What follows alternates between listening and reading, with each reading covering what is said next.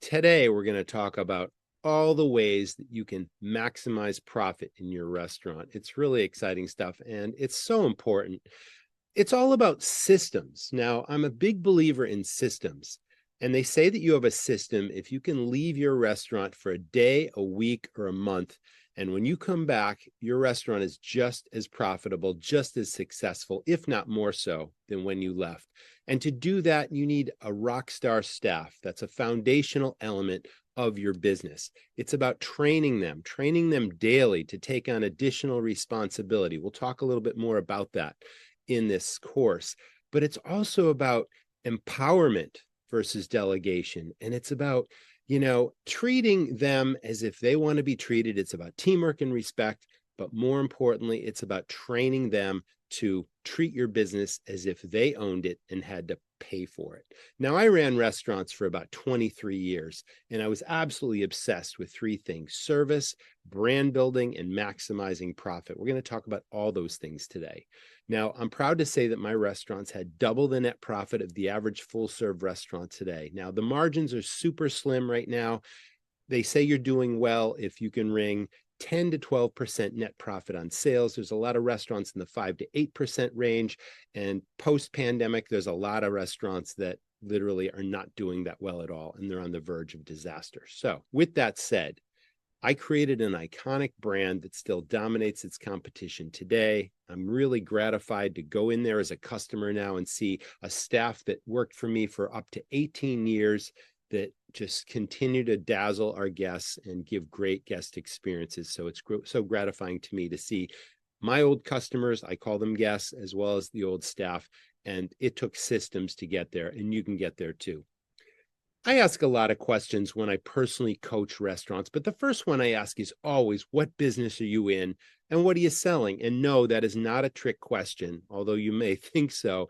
It's what I call a paradigm shift. But the reality is, they will tell me, as you can imagine, I'm a restaurant owner or a general manager, and I sell food and drink, and I stop them right there and I say, when I ran restaurants, I was not in the business of running a restaurant. I was in the business of running a business. And those are two separate things. And my products were not food and drink. I sold entertainment, consistency, and a whole lot of good times. Think about your approach to your business in that way. So what is your approach? Management is a word that's thrown around a little bit too much these days. Anybody can be promoted to manager. Anyone can call themselves a manager. Anyone can be a manager for a long time, but it doesn't mean that they have experience. It doesn't mean that they have competence to lead. It doesn't mean that they inspire and motivate people. So I don't like to use the word manager. I like to use the word leader. I've always used that word in my restaurants, and now I want everyone to approach things with a leadership in mind. And leading by example doesn't mean that you're the boss and that you're telling people what to do. That's delegating. Anybody can tell somebody what to do or even how to do it. But empowerment is completely different. Empowerment is when you lead by example. You're not too important. You're not a figurehead in the back office just barking orders. You see something that needs to be handled and you jump right in there when it needs to be done with your team. But you don't do it all the time. You just show them that you are a member of the team and that these are what your expectations are, and that you have accountability in place so that your people are delivering what you expect to see to the highest level. You recognize talent in others. You inspire and you motivate them. You give them additional responsibility, and then you recognize those achievements and you reward those achievements. That's empowerment, okay? Let's keep going. It's so important right now. A lot of restaurants are struggling with finding labor. That's always been a challenge, but it's all in the approach. But first, when you have good people in your restaurant, you have to keep them happy. You need to make them excited to come to work every day. So how do you do this? Well, people really like to know that they're heard. Give them a voice. Their opinions matter. Let them know that you're open to new ideas. Flexibility is also very important. Flexibility with scheduling, being adaptable so that when the unexpected happens, you've got a backup plan. We always used to cross-train our people in multiple jobs in our restaurant. And some people would say, oh, that costs a lot of money. That's a lot of labor time. I always looked at it as an investment because I had people that could move into different positions. We were always training them to move up in the organization. But when somebody got sick or hit by a bus, pardon the expression, we always had a backup. Somebody could jump into another job that wasn't their regular job, but they demonstrated competence because we trained them. That's flexibility. Obviously, we have to give people reasonable raises. Labor rates are really, really high, but if a raise is merited, we need to give them. But I like doing incentives and recognition and rewards just as much. Incentives for meeting goals, giving them additional responsibility. And then when they meet or exceed those expectations, that's when they earn more money, or even a percentage of things. I had regular meetings that once a month, we'd put the flip charts up with the dry erase markers. And I would say, any idea that you have, because you're in the trenches every single day, you see things, and anything that you see that'll save money, cut our costs, increase our sales, increase profits, a new marketing idea. Maybe it's an efficiency thing. Maybe you're seeing something that's wasting food, wasting silverware in the trash. Anything that you come up with, put it on the list. And we would have a long list of stuff. And then I would evaluate those ideas and come up with a short list. And I told my people, listen, if you come up with a good idea and I think we can execute it effectively, and if I believe that there's a return on investment, and if it proves that I can track that return on investment, whether that's a cost savings or an increased profit, I'm going to give you a percentage of that action for as long as you work for me. And I had people working, like I said, 15, 18 years. And in many cases, all those years later, as long as they still work for me, they're continuing to earn a percentage of what their idea was every single month, as long as it continued to generate that return on investment. Okay, that's what incentivizing people is all about. And then fixing what's broken. The bottom line is this, whether it's, asking people for their ideas, or even asking them, what can we do to make your job simpler, easier, more fun, more productive, whatever it is. If you don't ask, you're not going to get it. I learned that a long time ago. You don't ask, you don't get. Well, suddenly people start singing like canaries, and they tell you, when I bought a restaurant years ago, and the very first thing I did was I interviewed all the people, tell us about your job. What's great about it? Is there anything we can do that isn't working that we can fix? And people told us, I had a baker that had a mixer, and sometimes the mixer would work and sometimes it didn't. And the electrical connection was kind of on the fritz, and she'd be in the middle of a bake and then the mixer would stop and she'd have to kick it or juggle the cord. We had to get it fixed, and we did. And she was so much happier. The kitchen crew told us the kitchen is super hot and there's no rubber mats under our feet. We're on, long shifts on the floor in a hot kitchen and our feet hurt. So we got rubber mats. We went so far as to buy people really nice shoes. And then we cooled the kitchen. It's like all these things are fixable, and it doesn't often cost a lot of money. But boy, if you don't get the benefit from happier people and more productive people. So that's how you give people a voice. That's how you encourage your people to be part of the dream team. Okay, recruiting, not hiring. Let me move the screen. Recruit, don't hire. We can drive down any street in America at any time, and you always see the now hiring signs. It doesn't matter what industry. And I've always believed there's three types of employees in any business: the A's, the B's, and the C's. Now, the C players are those that just show up for a paycheck. They don't really care about your business. They don't care about pleasing your guests. Half the time, they're unreliable. They call in sick. They call out. They show up late. They're out back having a smoke. It's like you don't need these people. They're not doing your business any favors. In fact, they're probably sabotaging your business. They're bringing down morale against the rest of the team, and the guests notice when there's someone that just doesn't fit, So it's really important to focus in on your A's and your B's. So let's talk about A players. That goes without saying. You wish you had 20 more of these people. They're reliable. They're friendly. They have great personalities. They have a true desire to serve the public. They make friends every single shift, and they're really good at what they do. Those are your A players. Now, your B players have all those same characteristics or attributes. The only thing they might be missing is experience. Maybe they've never worked in a restaurant before, and all they need is to shadow your A players, mentoring, shadowing, and best practices. And I recommend to you, because I did this all the time, don't just have them shadow one A player, have them shadow 2 or 3. Everybody's got their own unique style and way of doing things, and they're going to pick up best habits from your best people, and then they're going to use their own personality and their own personal style to shine and be an A player. So you want A's to start, you want B players that move up to be A's, and you want to get rid of all your C's. Now let's talk about recruiting. What does recruiting mean? A long time ago, I started my first restaurant. And I always tell this story because I was concerned about getting enough staff.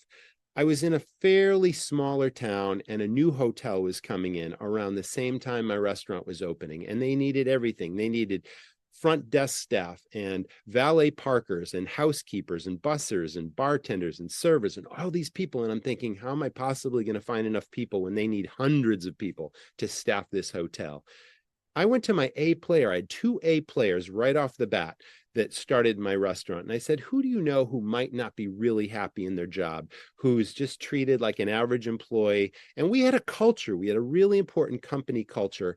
And it was based on hospitality, family, and fun, and recognition and rewards. And we were a better place to work. And I said, okay, to my A players, bring me some of those people if you know of them. Tell them to come by and talk to us if they're not happy. And if we hire them, I'm going to give you $100 for a referral. And then if those people stay 60 days and do a great job, and we're going to train them to be A players in that time, I'm going to give them $200 or $300, whether they stay 2 months or 3 months. I varied it. When I first started, it was $200, but then later I had a higher incentive of $300 if they lasted 3 months. And my turnover went way down, and I hired some really amazing people. And that's how we started to build the Dream Team. So know that your best hires are employee referrals. Know also that temporary agencies exist in lots of cities and towns. Now, there are even hospitality temp agencies now in certain states, mine and Maine included. But temp agencies have people that have a broad skill set that you can use just temporarily to get you through a crunch. Don't forget that opportunity. Customer referrals also. Now, this is an idea that I wish I thought of. It's genius, but there's a restaurant in Southern California that's got 28 locations, and literally they're open 3 meals a day, breakfast, lunch, and dinner times 28 locations. And they had a staffing issue a while back. Well, what did they come up with? They decided that they were going to pay their guests, their best customers, and I hate that word, I use guests, they were going to give them $250 gift cards for a referral of a new hire. And they got a lot of people. And then they would pay those $250 gift cards when that person did a great job for 60 days. And their turnover went way down, and they filled their restaurants 3 meals a day. And that's a pretty amazing story. But think of it this way. Gift cards don't cost you $1 on $1. They're pennies on the dollar based on your food cost, essentially. If you give someone a gift card and they come in for dinner, and if you've got a 28% food cost or even a 30% food cost, it's literally costing you 30 cents on the dollar versus $1 on the dollar. So it doesn't cost you $250. You might get a great hire. So think about that idea. Okay, trading pennies versus dollars makes a lot of sense. Again, a reasonable trial period is 60 days, and then track this and give your guests a gift card. Now, internal marketing is, it's neglected, or it's not even thought of by lots of operators. You have so many spaces in your restaurant that are perfect to put messages out to reach your guests. Chalkboards, menus, table tents, bulletin boards in the bathrooms. You can put these little notices up, really nice flyers, have them professionally done, full color, make them look really nice. But tell people you'll give them $250 gift card for a referral, or just let people know that you are recruiting and you're looking for new staff. Okay, that's my best advice there. Okay, now we're going to move on. Hospitality, family, and fun. Now we're talking about company culture, and I mentioned that just a moment ago. What's a company culture? It's not a mission statement. Too many businesses have these mission statements. This is what we're all about, and this is, where we're going, and it might hang on the wall somewhere, and nobody reads it or even pays attention or even cares about what that means. A culture is completely different. A culture is what it feels like to work there. What do your team think about working there? It's like, what's the ethos of your business when it comes to all your employees? Now, you need accountability. A lot of restaurant owners and managers complain, I told that person what to do and they're just not doing it the way I want it to be. And training certainly plays into that. But if there's no accountability, people are just going to do their thing and you're not going to get the results you need. So it all starts with job descriptions. You need an accurate job description.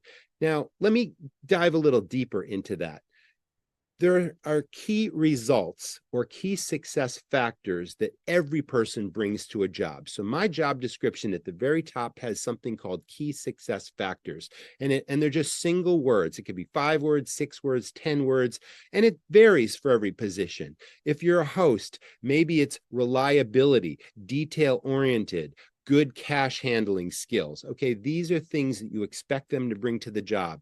Personality, right? When you're answering the phone and greeting guests, you need personality. You need to be efficient. You need to hustle. All these things are what we expect them to bring to the job. Now, every job position in your restaurant also has primary goals or responsibilities, what they are being held accountable for.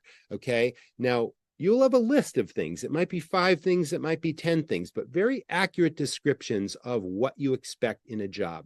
Now, here's the kicker. Next to that, there should be a blank line.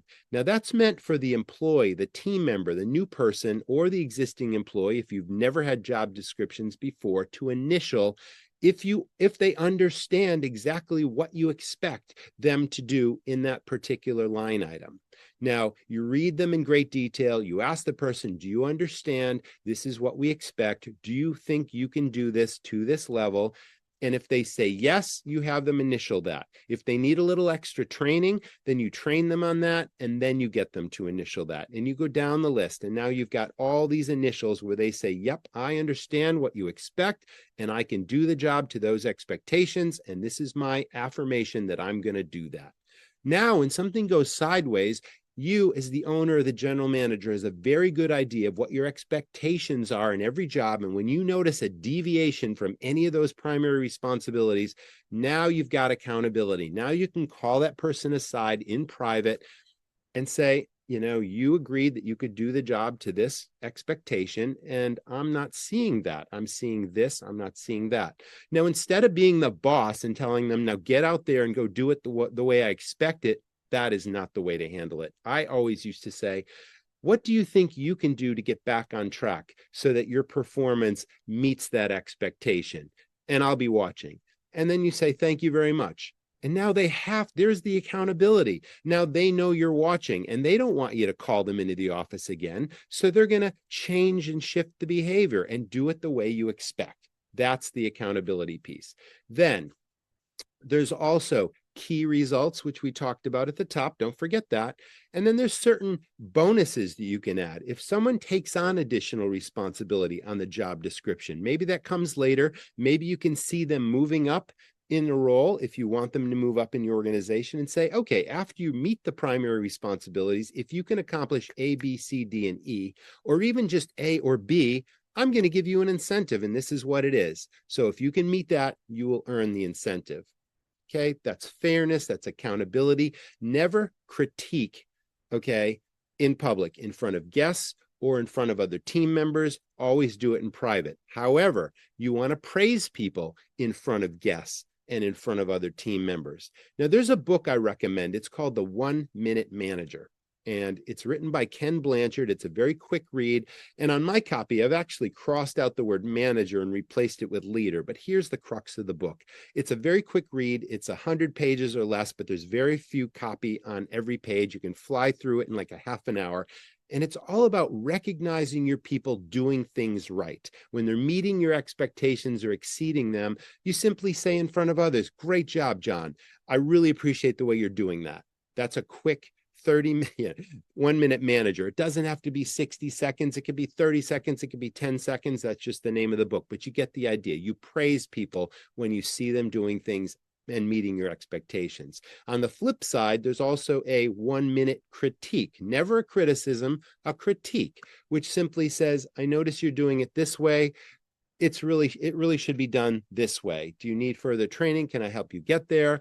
Or, okay, please change the way you're approaching the job. And you always do that in private. That's how you attain the accountability piece. And then lastly, it's not on the list, but performance reviews are also critically important. So now that you've got a job description for every position, yes, this takes time, but you really get the benefit of that performance over time. You grade the person on their job description performance. You go down every single line item of all those sign-offs and you say, yep, in this category, you got an A. In this category, you got a B. This might be a C, that's an A. And then you give them an overall grade that's an average of all the other ones. And then you say, okay, we need to work on these things. You're doing fantastic in these things. And that goes a long way. And don't forget the recognition and the rewards. All right. Make it fun, keep it fun. If you've got a culture of hospitality, family, and fun, that was our culture, where the foundation of your business is hospitality. Everyone understands what that means, and everyone's delivering hospitality. You want your team to feel like family, you want your guests to feel like family, and you want everyone to have more fun.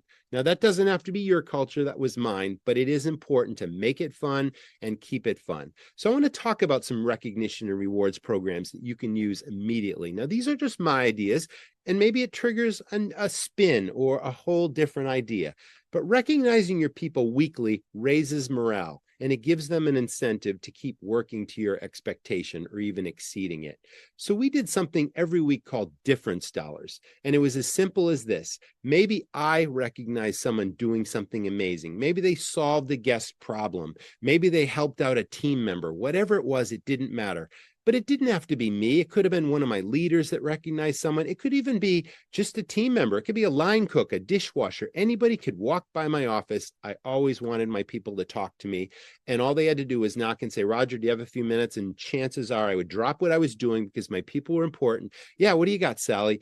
Well, let me tell you about what John did this week, or what Bob did this week, or what, Andrea did this week. And I'm like, tell me. And they would say, wow, this is really amazing. This has to win difference dollars. And chances are I'd say, I agree with you. So people would nominate people. So how did difference dollars work? On a Friday and a Saturday night in my biggest restaurant, and I did this in all my restaurants, but here's an example. My biggest restaurant had 55 employees. And of course, they didn't all work every shift or every day. So on a Friday and Saturday, which are the busiest nights in most restaurants, before the doors open for dinner service, I would call the whole team into the dining room or into the kitchen. It didn't matter. And I'd say, and this week's winner is, and I would pick one person on a Friday and I would pick another person on a Saturday, because on either of those days, I would have most of the staff, 25 or 30 people. So if it was Sally, I'd say, and this week's winner is Sally. And then I would go into glowing detail on what that difference was, whether they solved the guest problem, helped a team member, and then everyone would clap. And I would hand Sally a $20 bill and a can of Red Bull. And thanks again. We really love what you're doing here. Thank you. And then everyone would clap, and then they'd all go on with doing their business. Same thing would happen on a Saturday, but it didn't stop there. I went into my office where I had a template on the computer for difference dollars, and big and bold, it said difference dollars. There were big stars in the corners, and then big and bold, I would type in the winner of that particular day of the week on a Friday or a Saturday, who the winner was. And then below that, in glowing detail, I would praise that person for what they did, what the difference actually was. And then I would frame it and hang it on the wall.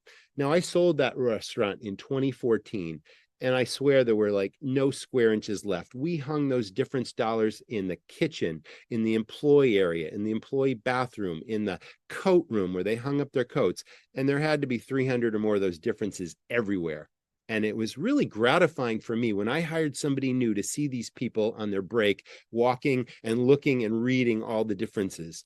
And boy, if that didn't speak volumes about our company culture, what our expectations were, and people either fit that culture or they didn't. And then pretty soon we didn't have to fire anyone anymore. If anyone was a C player or just didn't fit, they voted themselves off the island. And pretty soon over time, we only had A and B players, and we rarely had a need to hire anyone new. And pretty soon we just had A players. That's difference dollars. Now, prizes.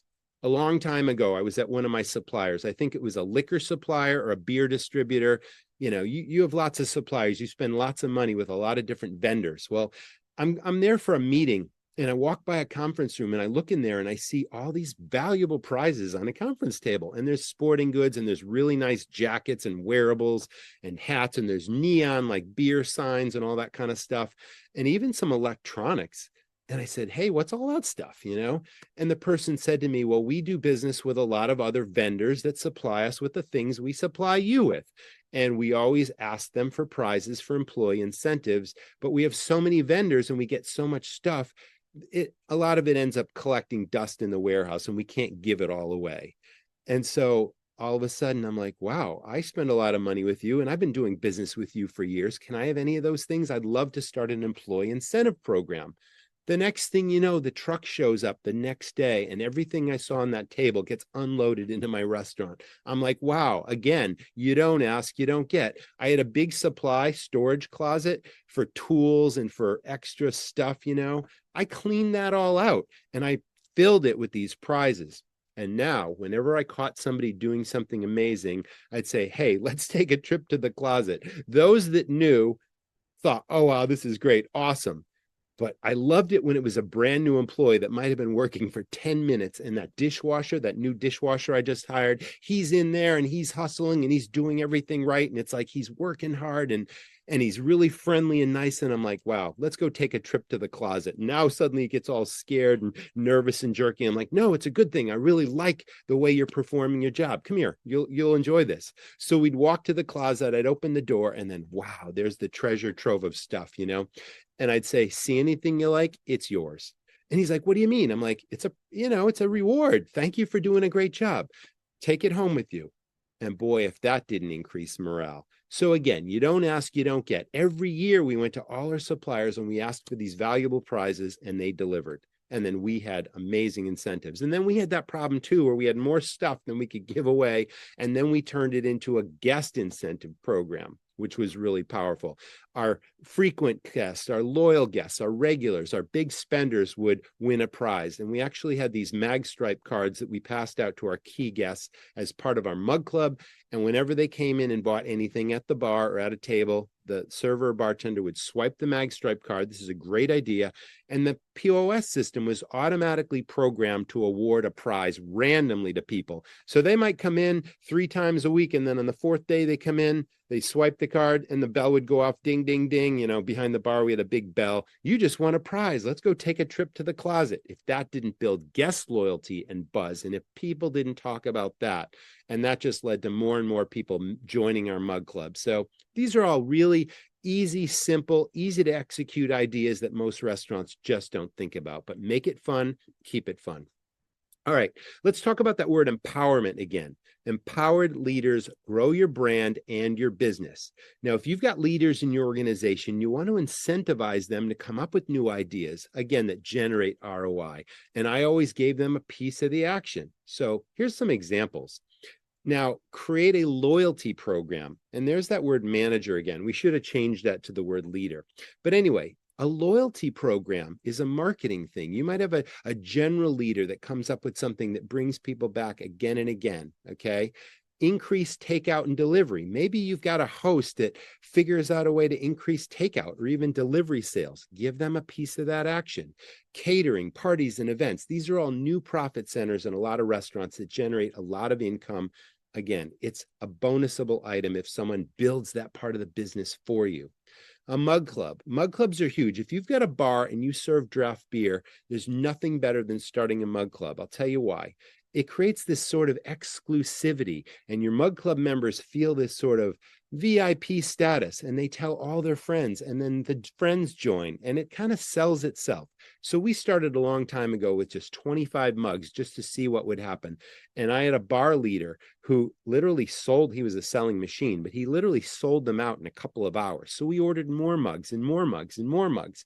And he got a percentage of every mug sale that he ever sold. And he worked for me for years. When I sold that restaurant in 2014, long time ago, we had 1,200 mug club members that this person sold. He got a piece of that action on every single customer, and we sold those mugs for $50 a piece. And that was about 60,000 plus in cash flow. And it was free and clear cash flow. It cost us nothing because we had a sponsor of the mug club program, okay?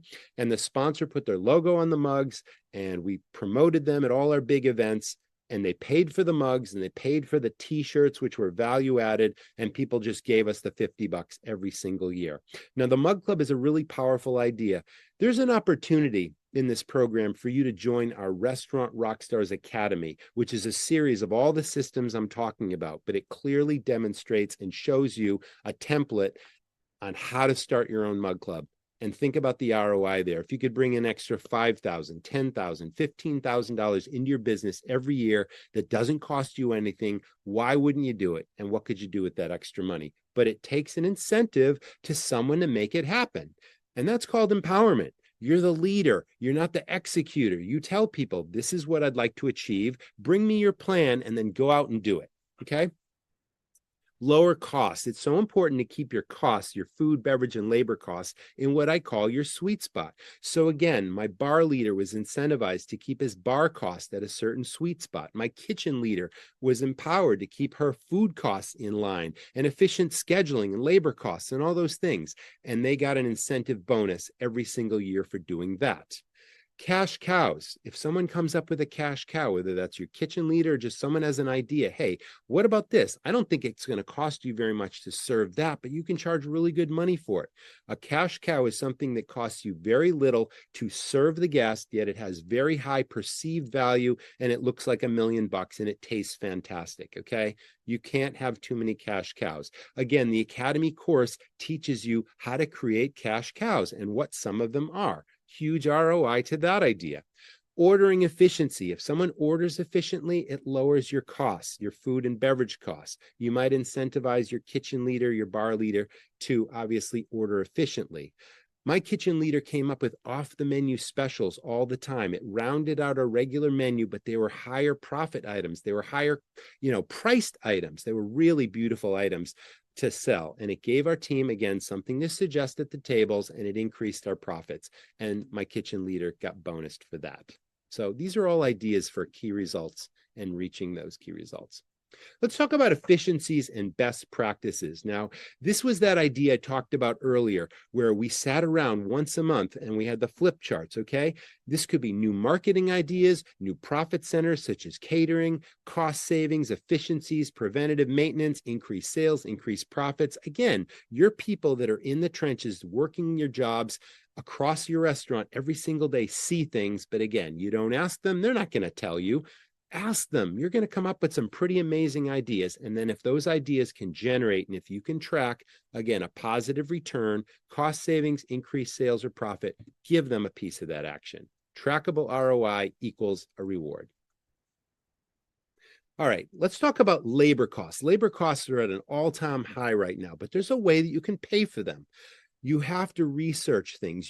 I often recommend that you belong to your state hospitality, restaurant, and lodging organization. Every state has one, and they do amazing things for the industry. They lobby against negative or harmful legislation that's going to cost you more in running your business, but they also have their ear to the ground. That's our shop cat. It's sassy. They also have their ear to the ground, and they know when new legislation is being patched or new government programs.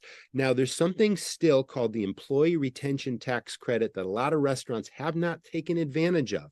Now, you're paying payroll taxes every single quarter to the government, and the government came up with this program saying to get people back on their feet post-pandemic, we're giving out all that money back. You have to apply for it, but it's like every dollar you paid in, and this could be hundreds of thousands of dollars. It could be $7,000 per employee per quarter for 6 different quarters in 2020 and 2021. So this is amazing. If you haven't heard of this, there are lots of companies that specialize in this right now, and they will get that money back for you, and you'll pay a percentage. You'll pay 10 or 15%. But think about it. If you could get $100 or $200 or $300,000, if you have a big restaurant, some restaurant groups have gotten millions of dollars from this. All the money they've already paid comes back to them free and clear. You never have to pay it back. It's your money. You paid it in. The government's giving it back to you.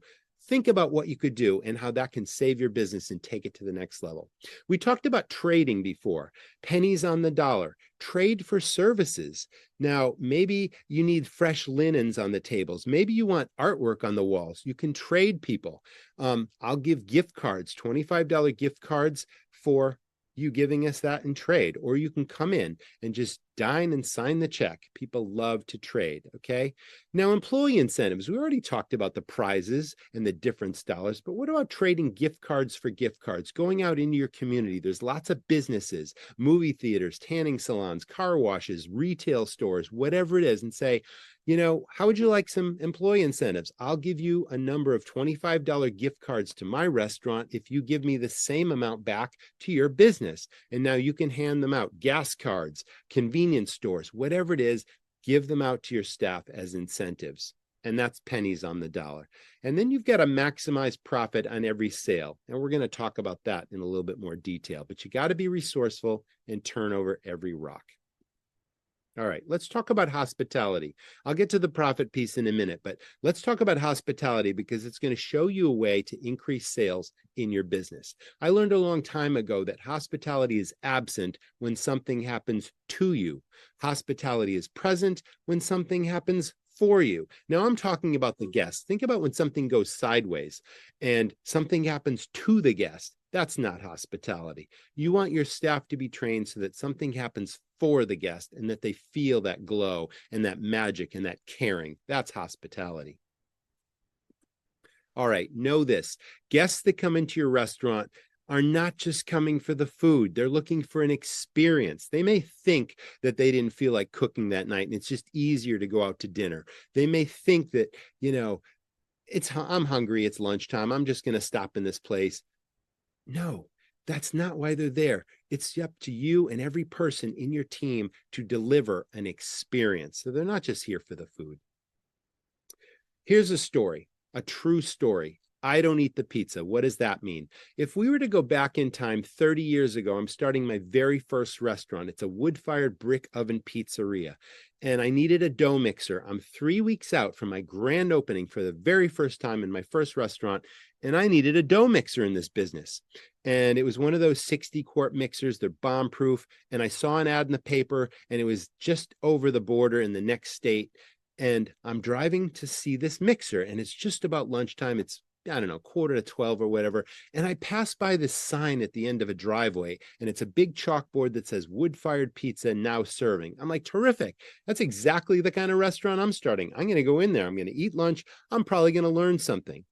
So I pulled in the parking lot and I walked in the front door. And my very first impression as I walked through the door, there was sort of a long hallway leading into the dining area. And there's a host podium, as there are in many restaurants. And there's a teenager and he's leaning on the podium. And you'd think as soon as a guest walked through the door, he'd look more professional. He'd kind of stand at attention or at least not be leaning on the podium. But no, this kid just kept leaning on the podium. As I got closer to him, now he's blowing bubblegum bubbles. And it's like, I'm like, really? I'm thinking, what a negative impression that is. Does this person care about the guests? Does he care that, someone's walking in the door? Does he even understand what hospitality is? So now when I get up to the person, he says to me, "Are you here for lunch?" I looked at my watch. It's now 10:12. I'm like, yeah, it's lunchtime. I'm here for lunch. There's a menu box holder on the side of the podium. Next thing I know, he pulls a menu out and he sticks it in my hand and he points across the room and he's like, "See that table over there? It's yours." He doesn't have the courtesy to walk me to the table and make sure I'm comfortable and seated. He just points across the room, hands me the menu and says, and then he goes back to leaning on the podium.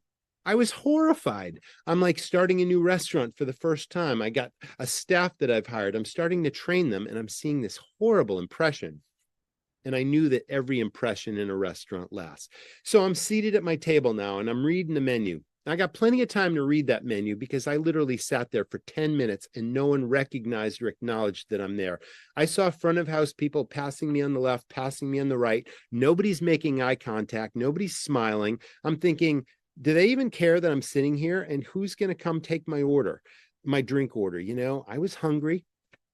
So all these pizzas on the list, they all had specialty names. I like to do the same thing. Creative names, that's a good idea to get people's intrigue. Well, all these pizzas, 10 or 12 specialty pizzas sounded pretty good to me, and I couldn't pick. So when a server finally got around to approaching my table, I asked her for her recommendation. She looked me in the eye for the first time, and she says, "I can't recommend the pizzas." She's like, "I don't eat them. They're too expensive." Whoa, strike two. But that scared me to death. I about fell off my chair at that point, and I suddenly realized at that point that what the staff say and do can absolutely sabotage your business. I will never, ever go back to that restaurant again, even if it was 5 seconds down the street from me, even if the food was fantastic. All of those experiences tell me that training doesn't matter. Hospitality didn't matter in that business. Now, I'm not in the habit of slamming restaurants or naming names, so I've never told people what the name of that place was, but I've told this story hundreds of times. But what's the difference? That was before the internet. This was 30 years ago. But now in the internet age with Yahoo and TripAdvisor and Google and all this kind of stuff, and people leave online reviews for the slightest infraction, that can about ruin your business. Word of mouth is still really powerful, right? Think about how many hundreds of people I told that'll never, well, they don't know what the restaurant is, but the people that would complain are going to name names and they're going to slam your business. So the service staff can sabotage your guests' experience, repeat business, and your online reviews if they're not properly trained to serve and to sell. Okay, this is like capturing lightning in a bottle. It's that light bulb going off. And I thought of this 30 years ago, and I suddenly realized when your team, when your staff are having more fun and they're making more money in gratuities and giving great experiences to your guests, remember, people aren't just here for the food, they're here for the experience. Your guests are having more fun and spending more money, and the cash register is ringing. And that is a beautiful thing, folks. Okay, remember that. Okay, what's your restaurant mission? I've always believed that the restaurant business was entertainment. It's showbiz. And I always used to train my staff, when that door opens for lunch or dinner, it's like the curtain going up and it's showtime. And you're not servers and bussers and hosts and bartenders. You are actors and actresses on stage. And you're here to educate, inform, and entertain our staff, to dazzle them, to give them lots of reasons to come back again and again. Now, I've got a pet peeve. We're going to talk about this. Order takers. You know what the order taker is. They got the pad and pen in hand. What'll you have? And they leave lots of opportunity on the table. But more importantly, they're delivering ordinary experiences. If you have order takers, they're giving ordinary experiences to your guests. And chances are they might even be turning them off to coming back again. So we have a way to maximize return on investment. Recognize that every seat in your restaurant. Now, if you have a food truck or this is a quick serve restaurant, it doesn't have to be a full serve sit down place with servers.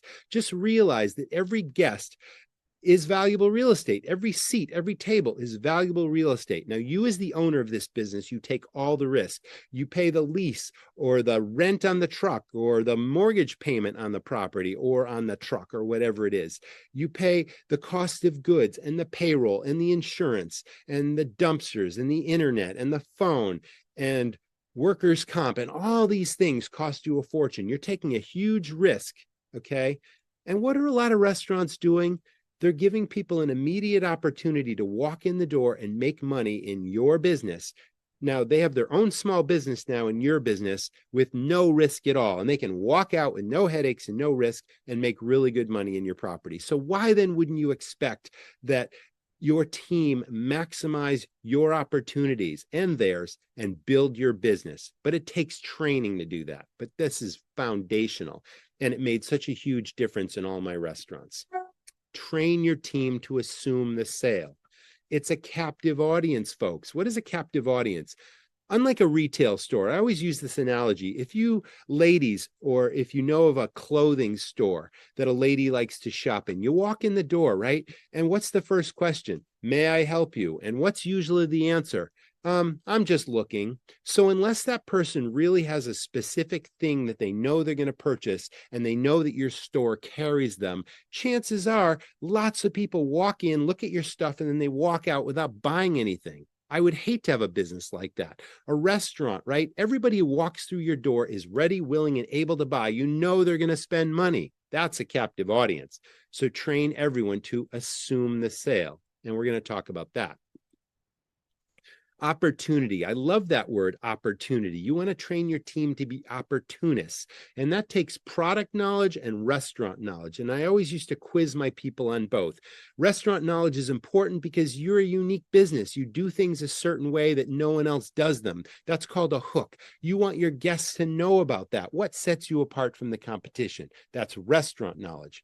Okay. Product knowledge is knowing your menus inside and out so that if a guest has a question, you can answer it, as opposed to, oh, I don't know, let me go ask my leader, or, most people call them manager. That inconveniences the guest, and it shows that you're not really well trained or educated or know the answer. Okay, let's talk about opportunity now. Opportunity is fickle and it's fleeting.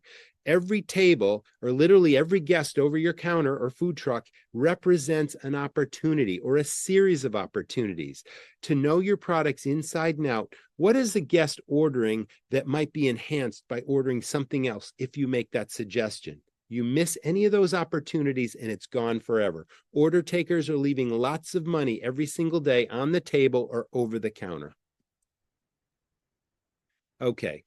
Where are you going to find all this hidden opportunity? You need to train your team in this.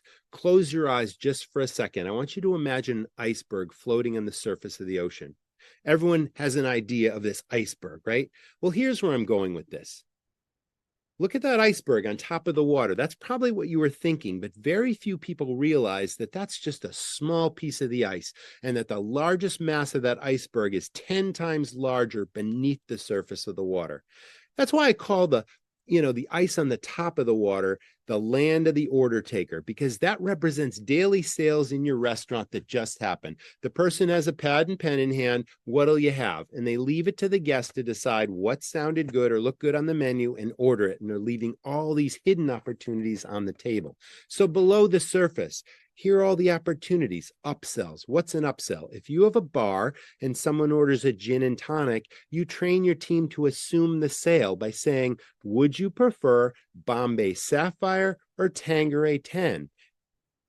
And then suddenly it plants a seed in their mind and they realize, wow, that's a nicer drink. Yeah, give me the Bombay. And 9 times out of 10, you plant that seed, they're going to take that. And you might have just upped your check by $4 or $5 more than the well gin. What's an add-on? Add-ons. Every restaurant should have lots of add-ons that enhance the meal on just about every entree. If we're talking about salads, it could be chicken, it could be shrimp, it could be salmon, it could be Atlantic scallops. All these things are add-ons that add lots of dollars to the check.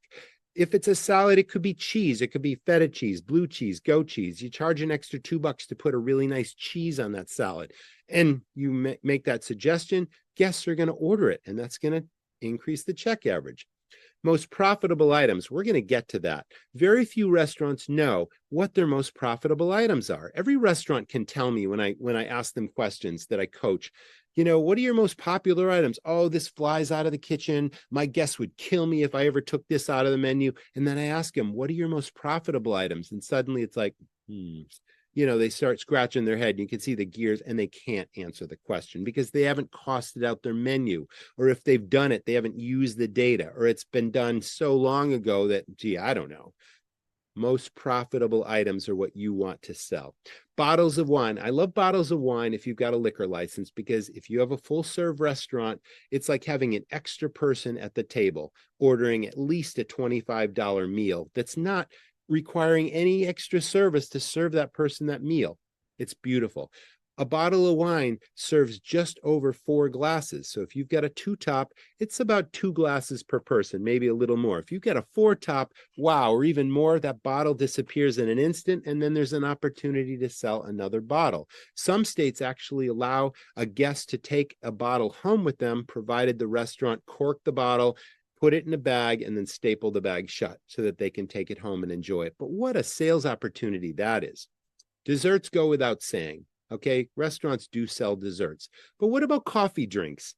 A lot of people drink coffee at the end of the meal. When was the last time you went out to dinner and the server said, oh, coffee, great choice. Would you prefer, there's that assume the sale again, would you prefer Bailey's or Jameson or Kahlua or Frangelico in that coffee? Maybe with a dollop of whipped cream and some chocolate sprinkles on top. It's the perfect end to your meal. And that's bringing it to life and planting that seed again. And now you suddenly sold a cup of coffee that maybe has another $8 shot put in it, or even more, that just up the check average. All these things are suggestive selling, hidden opportunities that increase the check average versus being the order taker. Retail merchandise. Now, here's where we talk about brand building. If you build a brand and not just run a restaurant, if you're running a real business and you turn it into a brand and it becomes an image or an aura in the guest's mind, suddenly you can put your logo, if you have a really catchy logo or catchy colors or some sort of hook, that can go into a retail program where you print that logo, you print those colors on retail merchandise, whether that's clothing and wearable items. Hats, t-shirts, hoodies are super popular. Pint glasses, flasks, pens, whatever.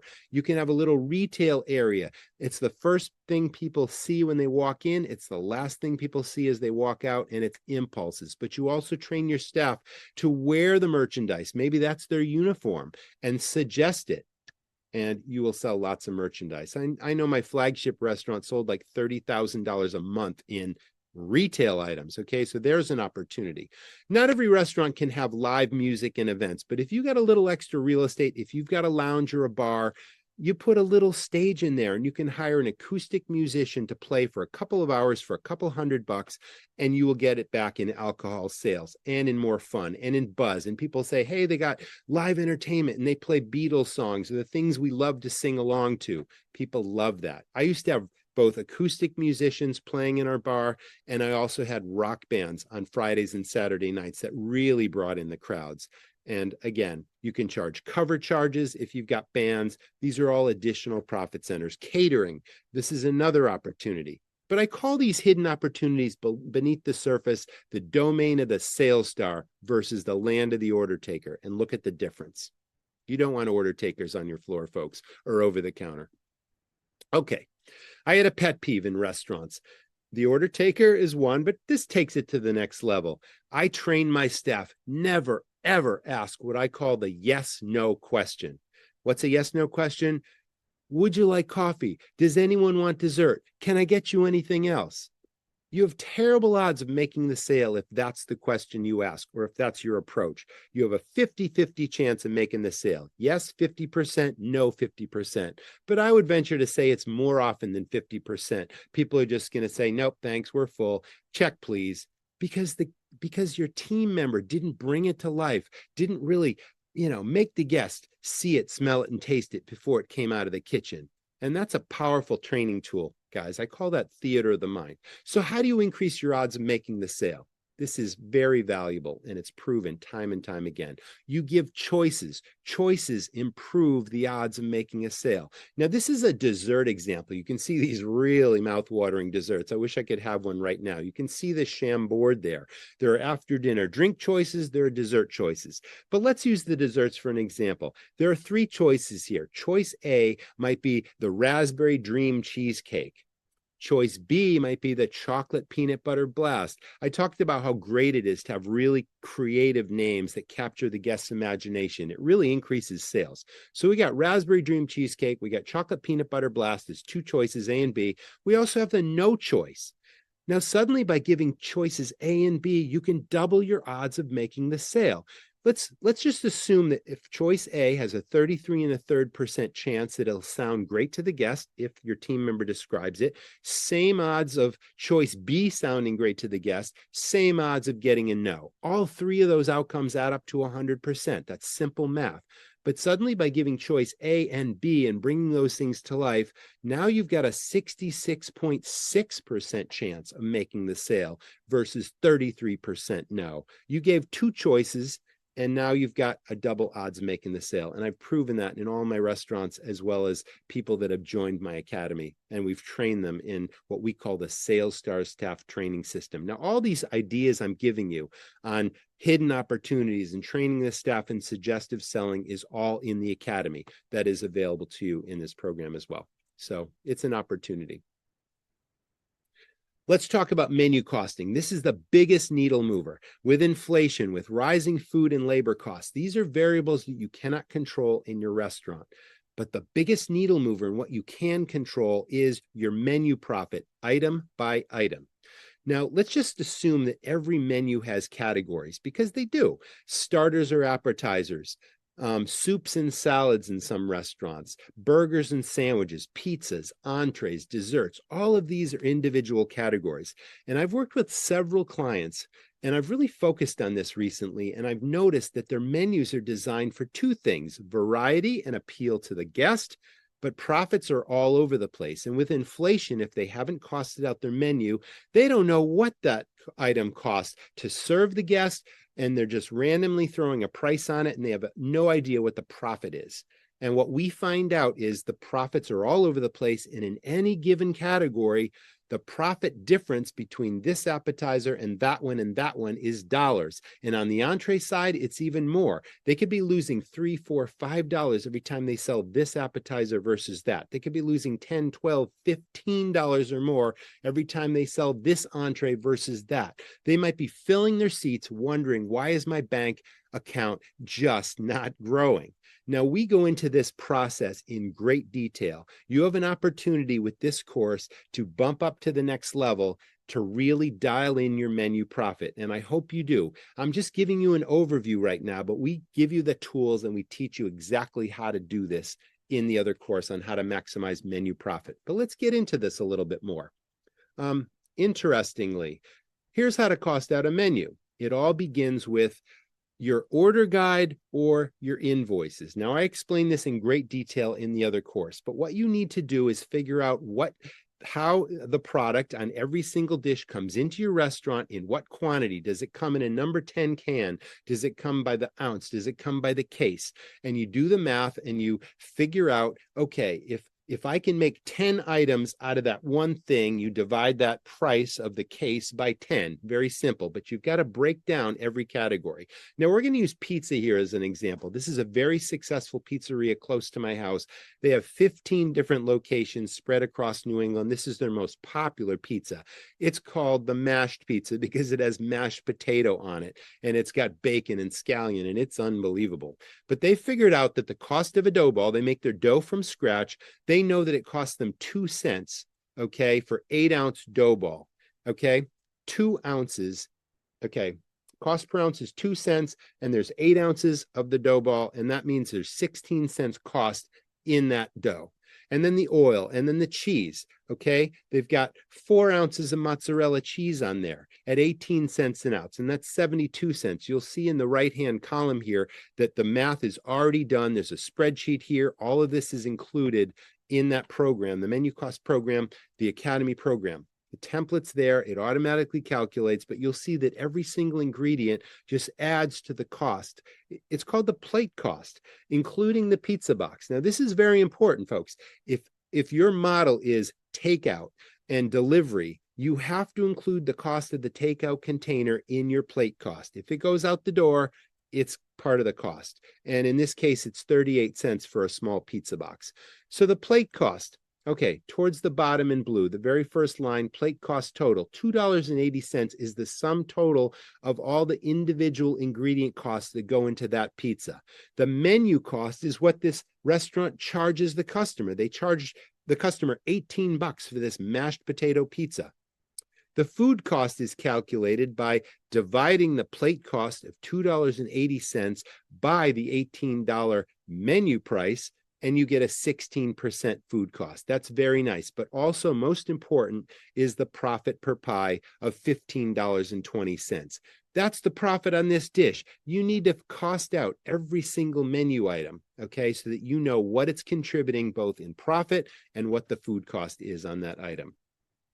Now, I really want you to see this because, again, in the next course, if you choose to upgrade to the how to, maximize your menu profit, this is the bottom line. I talked about working with those clients earlier. Before I walk you through this spreadsheet, I want to tell you about this. Both of these restaurants, my most recent clients, were just under $3 million. One was $2.75 million, and the other was like $2.9 million.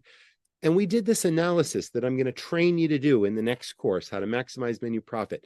And I showed them that they left a potential profit of $340,000 in one case and $363,000 in the other restaurant on the table, because in just about every category, lower profit items were bigger, more popular sellers. The spread was many, many dollars. And every time they sold this versus that, they were losing that many dollars. So I'm going to give you an example here. These are entrees from one of those restaurants. So at the very top, you'll see in green, number one. That was the most profitable entree that they had. It was seafood stuffed shrimp. Every time they sold this, they made a $17.88 profit. Now, below that, you'll see in red, it says profit spread. That's the difference in this category, the different profit that they make on every single entree. And now in ascending order, this is how much money they lose every time the number 2 sells, the number 3 sells, the number 4 sells, and so on and so forth. Go down about 3/4 of the way, big and bold in red, you'll see chicken cordon bleu.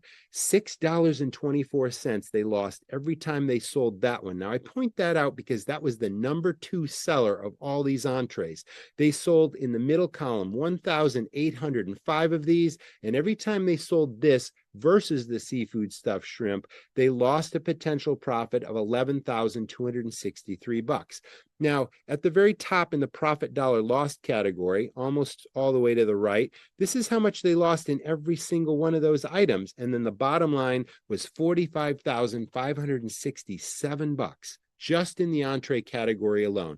Now, I know what you're thinking. Not everybody wants seafood, or not everyone wants seafood stuffed shrimp. They sold 516 of them. The point I'm making here is it's absolutely possible to go back to the drawing board. Once you know your cost on every item, once you know the profit spread on every item, you can tighten up that menu so that the profit is very similar. Now, what I'm talking about is I don't care if the spread is 75 cents or 80 cents or even 90 cents here or there. I just don't want to see menus losing $3, $4, $5, $6, $10 and more. Now, this was the easy example.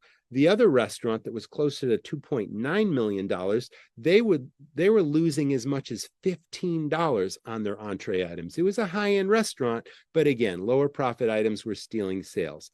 This may have been somewhat confusing, but we have a complete template to teach you every step of the way how you can, 1, cost out your menu, 2, determine which ones are the most profitable, and 3, it comes with a spreadsheet that you plug in all this information that automatically calculates in every single category how much money you're losing every single day. And then the kicker is we teach you how to fix it. We give you the specific solutions immediately and then a little longer term that are going to make an immediate difference to your bottom line. And that's why I call this the biggest needle mover. Again, rising costs and inflation and labor costs you cannot control. You can control your menu profit. Very powerful stuff here. Okay, I'm going to tell you what you're going to do. Once you've got all this knowledge from the template we give you in the next course, you're going to simplify the menu, and you're going to drop the low profit items. Unless you can dramatically increase the price of those lower profit items and still have value, you want to drop those things. I can't emphasize enough portion controls and how important that is. Portion controls need to be standardized no matter who makes your food. You need a recipe card. You need a photograph of every menu item. You need exactly how many pieces of pepperoni go on that pizza. You need to spell this out. You need to train your people, and then you need checks and balances. You walk around and randomly look, and you know that is overportioned. And that pizza has 12 pieces of pepperoni on it when the recipe calls for 10. You randomly spot check. You train your dining room leader, if you have one, or your counter leader, if you have one, to portion control spot check. Ingredient choices make a huge difference. You might be buying something from the same supplier for years. You're happy with the product, but the prices keep going up. You've got to constantly ask your suppliers, you know the quality that I expect in this particular item. Is there anything that maybe your large company bought in greater volume and the price is lower? Can I get a lower price by switching ingredients as long as the quality doesn't suffer? And I did this constantly. And my reps suddenly knew, hey, he's looking, I'm going to bring him new ideas when a new product comes in the door that we bought in huge volume. I know what his expectations are, but you got to spell it out. Say, I expect this quality. I'd like a sample, please. We're going to cook it up. And if the flavor profile is very similar, if it tastes great, if the quality is there, but the price is better, I want to switch. Think about the food cost percentages you can lower if you're constantly doing this. This is a big picture system, folks. You can train your kitchen leader to do this. You can do it yourself. It's a needle mover. Okay, once you know which items are your most profitable in every category, you need to train your staff in the short term to make those suggestions every table, every time, or over the counter when a guest suggests this. Say, oh, that's a good choice, but this is my favorite. Whatever it is, know what the most profitable items are and train your team to suggest them. Cash cows, we talked a little bit about that earlier. A cash cow, again, is something with high perceived value. It's got what I call wow factor. You put it in front of your guest and they say, wow, or maybe even their camera phone comes out and they take a picture of it and then they share it on social media. That's free marketing, but it costs very little to serve the guest. It has amazing appeal and look and wow factor. It tastes great, and there's a good portion size. And there's lots of ideas in the Academy. Again, Academy teaches you all the different cash cows. Put as many as you can in your restaurant. You can't have too many cash cows. Again, gently raise prices. You have to do this to keep up with inflation, but always communicate to your guests. They understand inflation. They're paying higher gas prices at the pump and higher supermarket prices. They know that you're not getting rich in this business. You need to make a profit. Just communicate. Tell them. We used to put, note cards when I owned restaurants in every takeout order saying, thank you so much. We so appreciate your business. If there's anything that you would like to let us know about, either positive or negative, if your experience wasn't everything you hoped it would be, please let me, know. Here's my email address. I'll make it right for you. And that gave us only positive reviews on social media.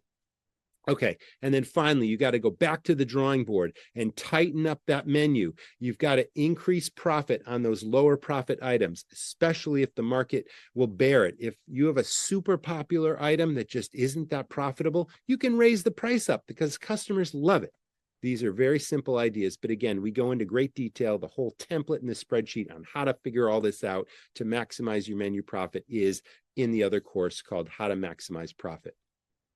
All right, daily break even. This is super important also. A lot of restaurants need to close one day a week, or maybe even two. Maybe the staffing shortage has forced them to do so, but they don't know how to make that decision. Should it be a Monday? Should it be a Wednesday? Should it be a Sunday? The only way you would know is you have to absolutely know what your daily break even is. Now, again, this is simple math. A lot of people have heard of this idea. They just don't know how to calculate it. I'm going to teach you. Okay. Every restaurant has a series of costs. The expenses, right? You've got fixed costs and variable costs. It's not complicated accounting, folks, but I'm going to teach you what they are. You need to assemble all your invoices. If you have a bookkeeper, have your bookkeeper do this for you. If you got an old school filing cabinet in the corner, pull out every single invoice that you pay every single month in your business and put a stack. And then you need to separate the variable costs from the fixed costs. Now, what's the difference? A fixed cost is something that you absolutely have to pay if your restaurant is open 3 days, 5 days, 7 days, or completely shut down. It's things like the rent on the property or the mortgage on your building, the insurance you have to pay, the licenses, the repairs, your phone service, your internet, your dumpster. All these costs do not vary whether your business volumes go up or down. That's a fixed cost. Put a pile of all your fixed costs aside. Then make a pile of all your variable costs. Variable costs vary with the number of hours open, the number of days open. These are things like payroll. Obviously, your payroll is going to be much less if you're open 5 days a week versus 7 days a week. Your cost of goods is going to be less if you're open 5 days a week or 7 days a week. Your heating oil, your electricity, all these things. Make a list of those things. Then, there's a spreadsheet attached as well in the Academy system to calculate this. But essentially, you add on a monthly basis what you pay for your rent, your insurance, your licenses, your repairs, all your fixed costs, and then your variable costs. What's your payroll on a monthly basis? You add up, if you pay weekly, you've got 4 if not 5 weekly payrolls, your cost of goods, every single invoice, everything you purchase, food and beverage, you add all those things up for a typical month. You put that in there. When all of your fixed and variable costs are listed on a monthly basis, you divide by 30, and that gives you a number. That's what it costs you to walk up to your business, put the key in the door, open the lock, open the door, walk in, turn the lights on, bring the food in, hire the team, and have staff ready, willing, and able to serve your guests, and have all those things in place, your insurances. And this is what it costs you any given day, whether you serve 5 customers or 500 customers that day. It costs you, maybe it's $1,000. That's the math. Add up all these things, divide by 30. Depends on the size of your business. It might be $1,500. It might be $2,500.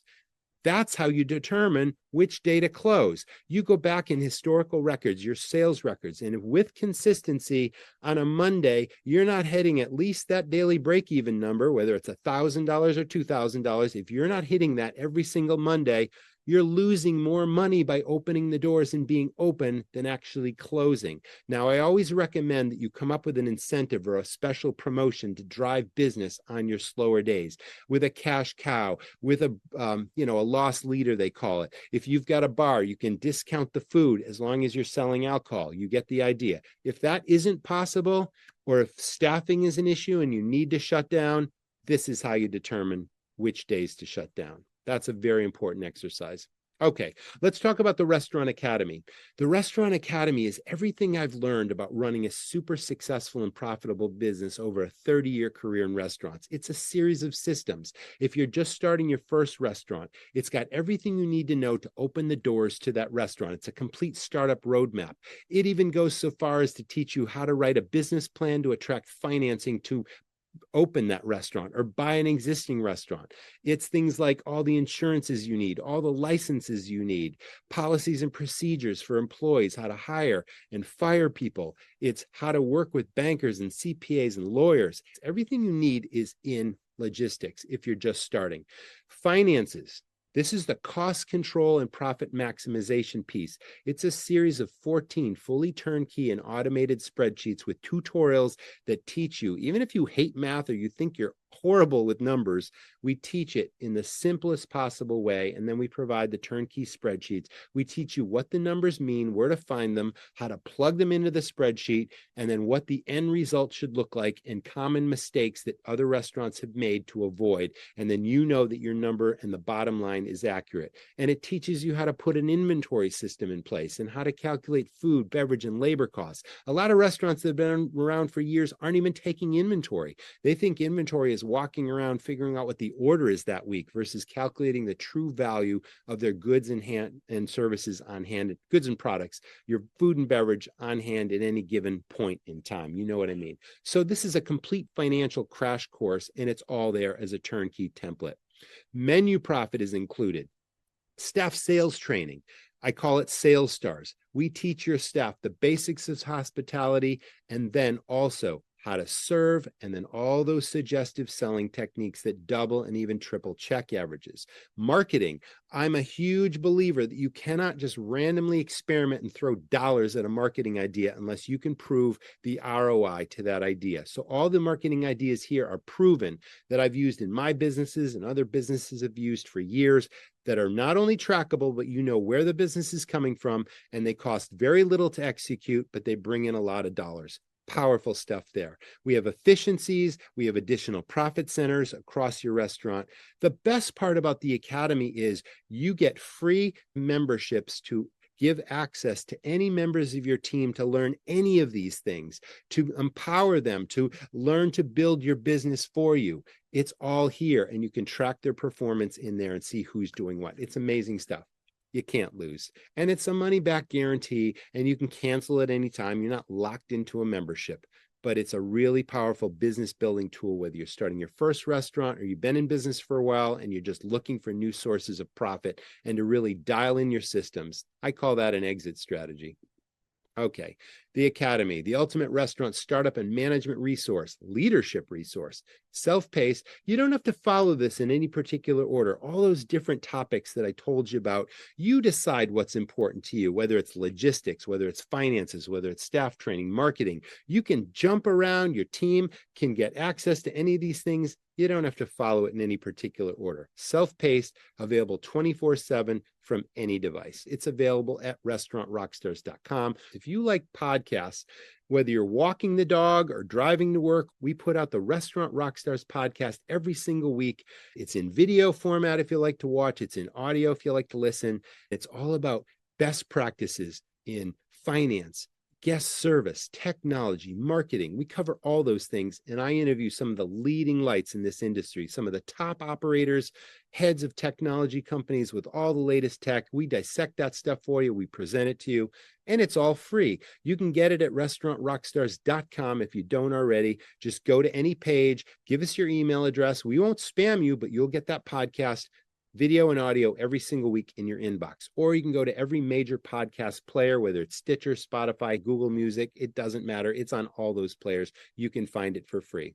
Okay, money-making resources, the Restaurant Rockstars Academy, it's all at restaurantrockstars.com. Thank you so much.